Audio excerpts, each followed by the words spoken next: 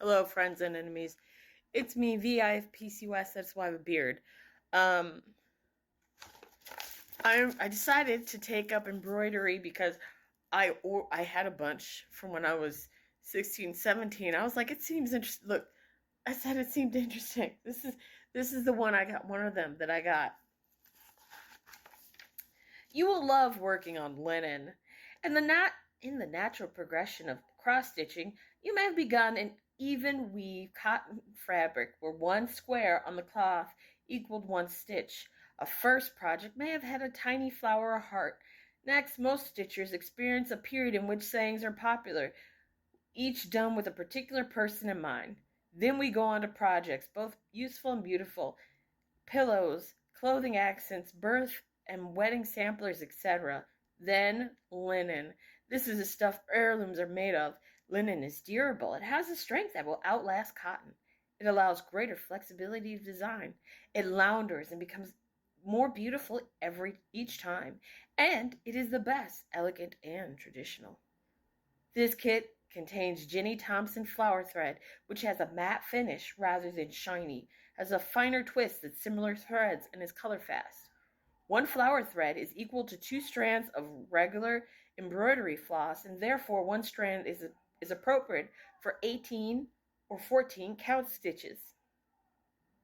The weight of the thread matches the linen weave for a unique consistency of texture. Tips for stitching on linen. Raveling. Use one strand of a light color to whip the edges of the fabric to prevent raveling.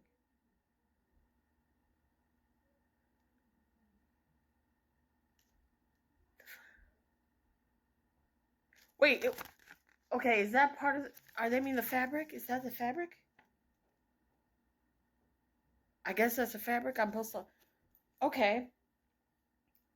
Hoopless stitching. Cross stitch on linen does not require an embroidery hoop. Instead, the thumb is held. Okay, so it's the thumb. The thumb is held in a relaxed position with the thumb and forefinger grasping the cloth and the little finger anchoring it. See Figure 1. On a tiny piece of fabric, it may be necessary to anchor with the ring finger. However, do not sew with the fabric wrapped over one's finger. This may distort the stitches. Okay. Knotless waist knot. Start with a knotless waist knot. This means to leave the tail of the thread on top of the fabric, up and out of the way. When the thread is finished, work it under stitches on the back, either in the direction of the stitches or vertically. Then rethread the original hook and work it under stitches on the back the same way. What?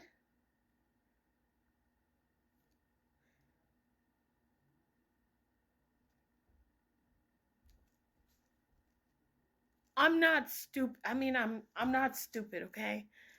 I don't get this though. I don't get this. The first stitch.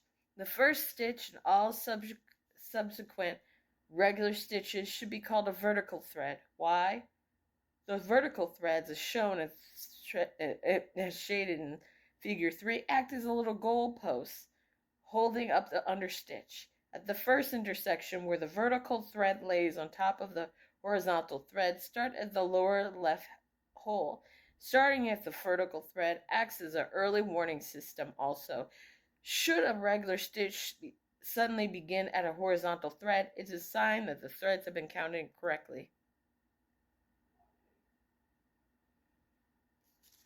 You know what? It has suddenly hit me that some people love embroidery. And you know what? Whoever gets this is going to have the best they're just going to love this. I know they're going to love this. I'm going to put this in here so they can get it. Whoever gets this will have the most fun. Okay? They're going to have the most fun doing this. It suddenly hit me. Sewing, I like sewing. Sewing is interesting. Sewing, I didn't feel like quitting right away. if anything, I felt overwhelmed, and I was like, I really want to do this.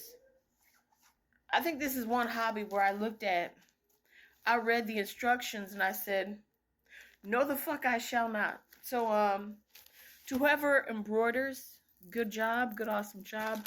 But I'm selling this shit. This was for 25 cents. I'm gonna sell it for 25 cents or 10 cents.